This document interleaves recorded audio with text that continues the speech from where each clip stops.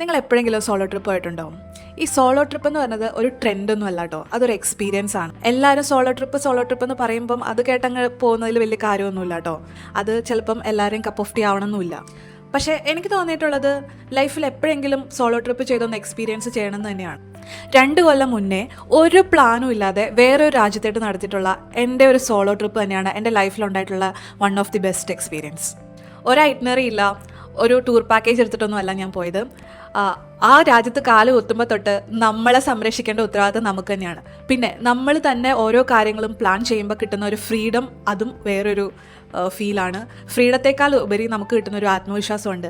എനിക്കിത് ചെയ്യാൻ പറ്റും, എനിക്കിത് ചെയ്തേ പറ്റൂ എന്നുള്ളൊരു സാധനം വരും. ഇത് നമ്മളെ തന്നെ ഡിസ്കവർ ചെയ്യാനുള്ളൊരു സിറ്റുവേഷൻ ഉണ്ടാക്കും.